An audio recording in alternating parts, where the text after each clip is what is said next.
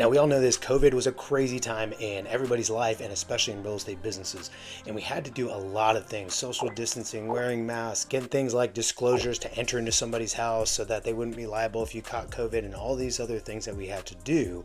Well, some of those things we learned actually still work. And these are the lessons. I'm going to give you 6 things that we started doing during COVID that continue to work in the post-COVID world. So I'm going to break those down for you because some of them are just now the norm. And if you stop doing them because, hey, there's no longer any mandates to stay indoors and all this other stuff, well, here's what I'm telling you. We kept them around, and these 6 things still help us convert and produce.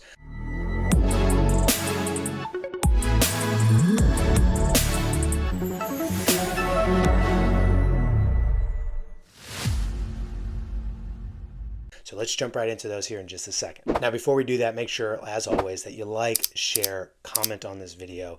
Some people will get a lot of value out of this that you might know, so make sure that you share this video. And in addition to that, make sure you subscribe to the channel, support what we're doing, and we're always giving you the best, most relevant information in real estate on how to grow your business. So make sure that you subscribe. And also, if you have any questions about what we're doing in our businesses and how you can partner with us in a number of different ways, whether it's on the brokerage platform or just contributing to a mastermind or anything like that that we do on a regular basis, feel encouraged. Go to the description below. There is a link where you can book one-on-one time with me and learn more about how we help people just like you grow their real estate business. So let's jump right in. Number 1, Zoom appointments work. Right now, Zoom appointments still work. So during the pandemic, they were almost a necessity for certain chunks of the year in 2020 and 2021 because people didn't want to meet. They were really scared. There was even some situations where there was mandates where you couldn't go do stuff like that. And so we learned to get on the phone. And when we're on the phone, this magic line really worked and still continues to work, which is, hey, by any chance, are you near your computer? Now, a lot of times, people are. And so instead of saying, hey, let's book an appointment for later today or tomorrow or this weekend, we just pivoted into the immediate appointment. And so we'd say, hey, by any chance are you near a computer? Okay, great. Go to this link real quick. And we bought personalized URLs for every single person on our team so that it was really easy. We didn't have to send them a link. We didn't have to say, okay, go to zoom.com and then go here and here's the meeting ID.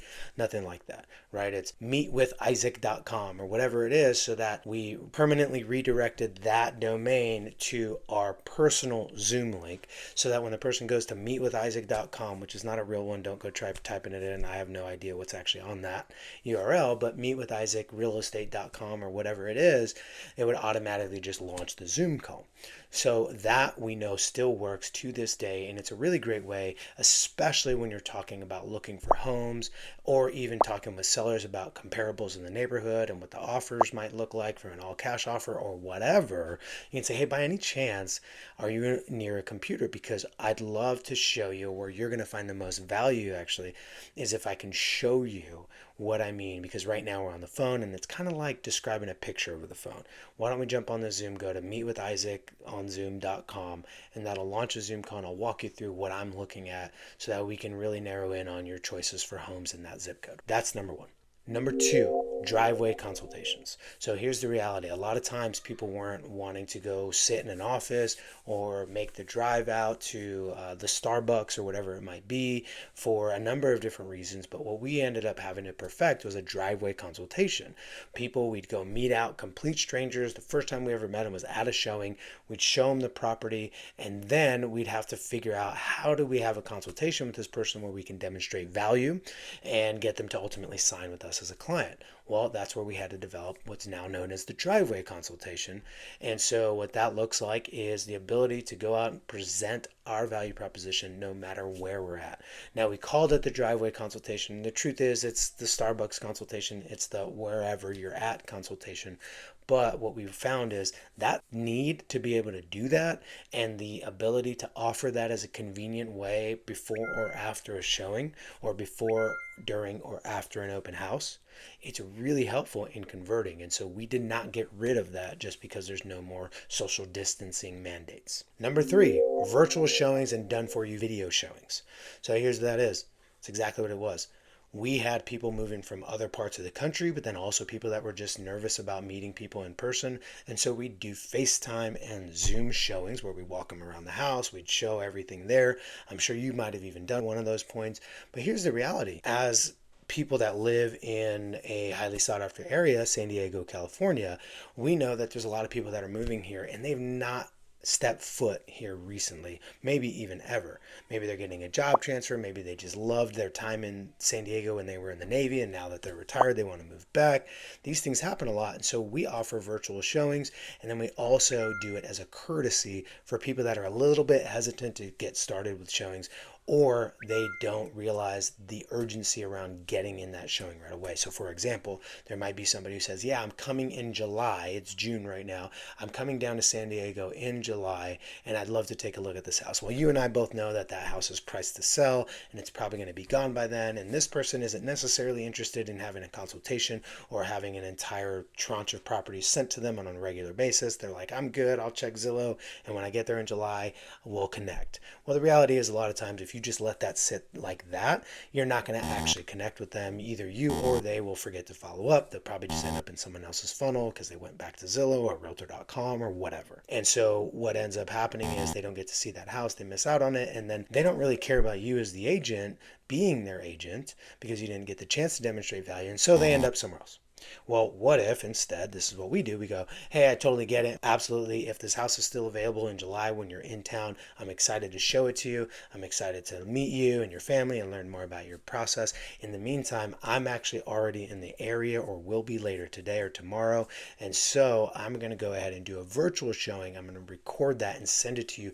That way you can actually get a good look at the house. Now, the likelihood that they close on this house, very low, but the likelihood that they see you as a good, valuable resource that's willing to work really hard, even though you guys have never met before, and there's a low likelihood that you actually sell them this house, that will help further the rapport and give you a better opportunity to convert them as a lead. So virtual showings, something that started in COVID, we're keeping on going. Next one, QR codes. Remember when you go to restaurants and they don't hand you menus? Well, what'd you do? You just pulled out your phone and scanned the QR code to see the menu. Lots of restaurants haven't gone away from that. They've been like, well, everyone's used to it. As a matter of fact, one of my buddies did an experiment in a certain part of San Diego where he just had a QR code on a sign, right? A little A-frame sign. He just had a QR code, no words. And tons of people would just scan it because they weren't really sure what it was, but we are already cool with the technology behind QR codes. When they first came out, I think it was way ahead of its time. It didn't make sense. You had to download a separate app, all this nonsense. Now every phone pretty much can scan a QR code and get the information that they need. So when you're printing out flyers, when you're at an open house, when you have a for sale sign or any kind of advertisements going on, QR codes worked then because people didn't want to touch paper. They still work now. And I would actually say COVID accelerated the usage of QR code and the familiarity and the adoption of QR codes as a technology.